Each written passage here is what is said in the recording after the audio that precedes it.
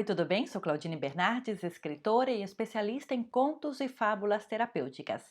E estamos aqui no programa Contos para Crescer em Tempos de Crise. É um programa formado por 10 sessões, esta é a nossa sexta sessão. E se você não viu as sessões anteriores, te convido a assistir os nossos programas, principalmente o programa anterior, porque o programa de hoje é uma continuidade dele. Inclusive, vamos dar continuidade a uma atividade que já começamos ontem. Se você não conhece meu trabalho, te convido para entrar no meu blog, A Caixa de Imaginação, e conhecê-lo, ok? Também os meus livros, Carlota Não Quer Falar, A Amendoeira Triste e o best-seller Contos que Curam, Oficinas de Educação Emocional por meio de contos. Bem, se você não me conhece, já vivo há 15 anos na Espanha e resolvi criar este programa para ajudar a pais, mães, também educadores, a compreender mais sobre inteligência emocional, educação emocional e também ajudar a desenvolver as capacidades emocionais na sua própria vida. Isso mesmo, para que possamos passar de uma forma mais leve durante esse tempo de crise e que possamos aproveitar todas essas circunstâncias para fortalecer as nossas capacidades emocionais, principalmente a nossa resiliência, a empatia, a assertividade, a nos conhecer melhor e também a poder ser de exemplo para as nossas crianças, porque eles aprendem por mímese, se você não sabe. Mímese é educação, mímese é imitação, ou seja, eles vão aprender com o que vocês fazem, não simplesmente com o que vocês dizem. Então vamos colocar em prática aquilo que nós queremos que eles façam, não é verdade? Vamos colocar em prática a nossa inteligência emocional e vamos desenvolver essas ferramentas emocionais na nossa própria vida. Bem, no programa anterior eu deixei uma tarefa, assim que se você tem um caderninho, a folha onde você anotou os sentimentos que você vivenciou no dia de ontem, pegue ele, deixa pertinho porque nós vamos utilizá-lo, ok? E eu vou convidar agora você para escutar um conto de Jorge Bucay, que eu gosto muito, muito, e que creio que é muito apropriado para esse tempo. E principalmente para esse exercício que nós vamos fazer hoje. Se chama A Fúria e a Tristeza. Vamos lá? Num reino encantado, onde os homens nunca podem chegar, ou talvez onde os homens transitem eternamente sem se dar conta. Num reino mágico, onde as coisas não tangíveis se tornam concretas. Era uma vez um tanque maravilhoso.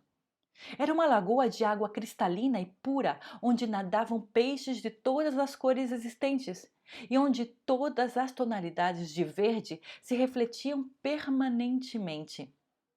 Aproximaram-se daquele tanque mágico e transparente a tristeza e a fúria, para se banharem em mútua companhia. As duas tiraram os vestidos e nuas entraram no tanque. A fúria, que tinha pressa, como sempre acontece com a fúria, pressionada pela urgência, sem saber porquê, banhou-se rapidamente e ainda mais rapidamente saiu da água. Mas a fúria é cega, ou pelo menos não distingue claramente a realidade. Por isso, nua e apressada, ao sair, pegou o primeiro vestido que encontrou. E aconteceu que aquele vestido não era o dela, mas o da tristeza. E assim, vestida de tristeza, a fúria foi-se embora. Muito indolente, muito serena, disposta como sempre a ficar no lugar onde estava, a tristeza terminou seu banho e sem pressa, ou melhor dito, sem consciência da passagem do tempo, saiu do tanque. Na margem, deu-se conta de que a sua roupa já não estava lá. Como todos sabemos, se há uma coisa que não agrada à tristeza, é ficar nua, exatamente. Não gosta de ficar ao descoberto. Por isso, vestiu a única roupa que havia junto do tanque, a roupa da fúria. Contam que desde então, muitas vezes, nos encontramos com a fúria cega, cruel, terrível, isso mesmo, e agastada. Mas se nos dermos conta, se olharmos muito bem nos seus olhos, percebemos que esta fúria não passa de um disfarce que por dentro do disfarce da fúria, na realidade, está a tristeza. Bem, esse conto é muito interessante para que possamos compreender que às vezes os sentimentos, as emoções são muito mais complexas do que nós possamos compreender. Eu tenho uma atividade chamada o iceberg que eu criei para poder ensinar essa realidade. Essa atividade você pode encontrá-la no meu blog, vou deixar aqui abaixo o link para que você possa entrar e você possa me solicitar esse material gratuito em PDF para que você possa utilizar com crianças, adolescentes ou adultos, como pai com seus filhos, ou como psicólogo com seus clientes, ou como professor na sala de aula. Tá certo? Ou inclusive se você realiza oficinas com crianças ou com mulheres, adolescentes, você pode utilizar em oficinas. Bem, agora vamos pensar nos nossos sentimentos. Eu quero que você pegue o seu caderninho, onde você anotou os sentimentos que você vivenciou ontem, e que você observe. Esses sentimentos, qual foram esses sentimentos? Pense neles e a causa e o que causaram esses sentimentos, ok? Quero que você observe isso. Por exemplo, e agora eu vou dar um exemplo. Imagine que você disse para o seu filho limpar o quarto, ok? E o seu filho ignorou completamente. E você sentiu muita raiva por isso e foi, gritou com ele e disse: isso não pode ser, não, muito mal. O que você sentiu é raiva. Então, o que você anotou no seu caderninho foi: eu senti raiva porque o meu filho não me obedeceu. Ok. Então, agora imagine um iceberg. Imagina um iceberg, vou mostrar para você. E eu vou mostrar aqui para você o iceberg que eu tenho, que é dessa atividade, o iceberg. Aqui. Imagine um iceberg. Um iceberg é formado pela parte superior, que fica sobre a superfície, né? Que na verdade é muito mais pequeno que geralmente o que se encontra lá embaixo nas profundezas das águas, né? Geladas. Então, imagine que você sentiu raiva ontem. Então, nesse iceberg, aqui aparece raiva. Porque você ontem sentiu raiva. Mas será que essa raiva é uma emoção pura? Será que não existe nada mais mesclado? Se você olhar bem nos olhos da raiva, o que você vai encontrar? Bem, imagina agora um iceberg completo. Às vezes, as emoções, elas muitas vezes estão misturadas, estão compostas por outras emoções que, na verdade, elas provocaram essa emoção que é o que você projetou, que é o que vem na consciência, mas no inconsciente existem outras emoções que está na parte de baixo do iceberg. Vamos pensar na situação. Você sente raiva porque o seu filho desobedeceu. Ok? Mas na verdade, por quê? Por que você projetou essa raiva? Por que você sente raiva porque o seu filho desobedeceu? Talvez o que você sinta é medo. Medo do quê? Medo de que essa desobediência revele outras coisas. Revele, por exemplo, que o seu filho não confia em você, ou que o seu filho não te obedece, ou que o seu filho ele não leva em conta o que você diz, não é verdade?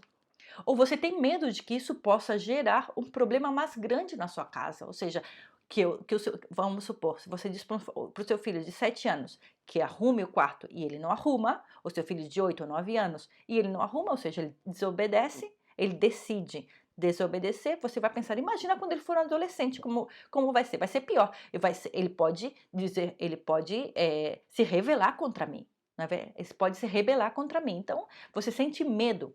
Então, talvez o que você sinta, na verdade, não é essa raiva que você projetou, na verdade, está composta por outro sentimento, que pode ser o medo, que pode ser a insegurança da situação, a decepção. O que você pode estar sentindo é a decepção, e o que você projetou é a raiva, porque você se decepciona porque o seu filho sempre obedece e de repente, de uma hora para outra, deixa de obedecer. Então você se sente decepcionada. E como você projeta essa decepção? Através de outro sentimento mais forte, muito mais potente, que é a raiva. Ou você pode se sentir frustrada porque você sente que o seu filho lhe ignora, ok? Você sente que o seu filho não está lhe respeitando, então você se sente frustrada por estar sendo desrespeitada. E como você elabora ou projeta essa frustração? Através da raiva, ok? Então, a raiva, o sentimento que se vê, que é o sentimento que se observa, porque você grita, você às vezes pode dizer palavras feias para o seu filho, não é verdade? Ou você pode exteriorizar de uma forma muito potente, muito forte, ou sentir de uma forma muito potente, muito forte. Você sente essa raiva, mas na verdade não é a raiva que tem que ser tratada, porque a raiva já está projetada. O que você tem que tratar são esses sentimentos aqui de baixo. É a frustração, é o medo, é a decepção. Esses são os sentimentos que você deve gerir. A raiva já está no apogeu dela, ok? Agora, isso que está no teu inconsciente é o que você deve acolher e iluminar, ok? Por quê? O que significa iluminar? É, na, na, na psicologia analítica, existe esse conceito de sombra, ou seja, a sombra é tudo aquilo que está na parte escura, na nossa parte escura, ou seja, na nossa parte não iluminada, não é compreendido e, portanto, acaba nos controlando e nós não compreendemos. E como não compreendemos, nós não controlamos, nós não podemos elaborar essa situação. Ok? E existem muitos sentimentos, ou seja, emoções que estão no nosso inconsciente e que se acabam projetando no nosso dia a dia de uma forma muito mais potente, mas que devem ser tratados lá e que são uma sombra, ok? E como se trata uma sombra? Iluminando, ok? Aquilo que está escuro deve ser iluminado, ou seja, e como se ilumina algo? Olhando para ele, pegando a luz da consciência, iluminando isso, conversando com essas emoções, compreendendo, acolhendo, ok? E buscando uma forma de gerir essa emoção. Por exemplo, você projetou a raiva, aí você pergunta, por que eu estou com raiva? Então você pega aquela lista que você criou e você conversa com essa lista. Por que eu senti isso? O que foi que gerou essa raiva? Ok, foi a atitude do meu filho, tá certo. Mas por que a atitude do meu filho gerou essa raiva? Ok? O que realmente eu estou experimentando? Ok? Aí você observa e você diz: olha, é porque você se sente desrespeitada. Você se sente insegura pela situação. Ok? Então, como eu posso me sentir mais segura diante dessa situação? Talvez eu tenha que ser mais assertiva com meu filho e dizer: olha, você está me desrespeitando. Eu pedi para você fazer isso e você não fez. Então, o que você está fazendo é me desrespeitando e eu sou a sua mamãe. Ou seja, você quer que eu te respeite? Me respeita também. É uma relação mútua. Se eu respeito você, eu espero que você me respeite. E quando eu digo para você arrumar o seu quarto, você deve arrumar para que a nossa relação possa se manter uma relação equilibrada. Se você conversar com teu filho, é uma forma de gerir. Se você expressar as tuas inquietudes, é uma forma de você administrar as suas emoções e também ensinar para o seu filho como ele pode administrar, que é expressando, ok? Você tem que iluminar essas sombras, conhecer esses sentimentos que estão aqui embaixo, essas emoções que estão aqui embaixo, porque isso aqui na verdade é o sentimento, aquilo que você identificou, ok? E aqui existem outras emoções que não estão identificadas, que estão produzindo reações muito fortes que podem estar prejudicando o equilíbrio familiar e o seu equilíbrio emocional e psicológico, ok? Bem, então, agora é importante você aprender exatamente isso. Conversar com o sentimento que você identificou e descobrir essas emoções que estão provocando esse sentimento tão forte, ok? Se conhecer melhor é muito importante, o autoconhecimento, tá certo? Porque às vezes, veja bem, você projetou como raiva, mas imagina que em vez de esse medo, essa decepção, essa frustração, aqui poderia ter outro sentimento totalmente diferente, com uma energia completamente diferente, como a tristeza. Você poderia exteriorizar o seu medo, a sua decepção e sua frustração ao modo de tristeza, não é verdade? A circunstância foi a mesma. Imagina que você se decepciona, você tem medo pela situação, porque o seu filho te desobedeceu, em vez de ficar com raiva, em vez de você projetar raiva, projetar ira, você projeta tristeza, você se recolhe e fica triste. A situação é a mesma, as emoções de base são a mesma. Agora você projeta de uma forma diferente, que pode ser a tristeza. Então você tem que conversar com essa tristeza e perguntar: por que eu estou triste? O que foi que aconteceu realmente? Como realmente que emoções estão permeando essa tristeza? Não é verdade? Vamos iluminar os nossos sentimentos, acolhê-los, compreendê-los para poder administrá-los de uma forma mais efetiva. E bem, hoje também vou deixar uma sugestão, que é esse livro aqui, que eu gosto muito, se chama Emocionário. Isso daqui é a versão espanhola. Esse livro é um livro que foi publicado na Espanha e agora já tem no Brasil. Eu aconselho porque eu trabalhei ele muito com o meu filho. Sempre aqui tem uma rota de emoções, são várias. As emoções são muitas, né? Essa aqui são só algumas delas. É uma rota de emoções, ok? E são várias páginas em cada uma delas. Na verdade, é bastante um livro de consulta.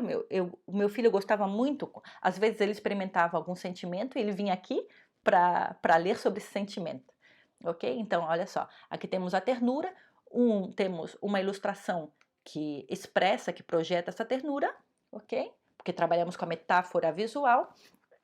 E aqui fala sobre a ternura, ok? E é um livro bastante interessante para ter em casa, para conversar com as crianças, para que possamos olhar a imagem e poder perguntar: por que você acha que essa imagem fala da ternura? O que essa imagem fala para você? É um livro muito interessante, eu recomendo para que você também possa ter um repertório emocional, você e o seu filho. É muito importante ter um repertório emocional na hora de desenvolver as capacidades emocionais, poder compreender que emoções existem, como se manifestam essas emoções, como se projetam essas emoções. Isso é muito importante, ok? Então, o programa de hoje foi esse. Se você gostou, compartilha, dá um like, se inscreve no meu canal, tá certo? E baixa também, entra no blog, aqui embaixo na descrição do vídeo você vai encontrar o link para entrar no meu blog. E se você quer esse material que se chama o Iceberg, você me pede, eu envio para você em PDF de forma completamente gratuita. Também te convido a conhecer os meus livros, ok? Que são utilizados e recomendados por psicólogos, psicopedagogos, educadores e utilizam em consulta, mas também os pais utilizam porque é muito interessante. Todos os meus contos infantis, eles vêm com jogos, com atividades para trabalhar com as crianças em casa, no colégio, na consulta psicológica, tá certo? Convido você para conhecer o meu trabalho, os meus cursos, entrar em contato comigo caso tenha alguma dúvida, tá certo? Um grande abraço e nos vemos no nosso próximo programa.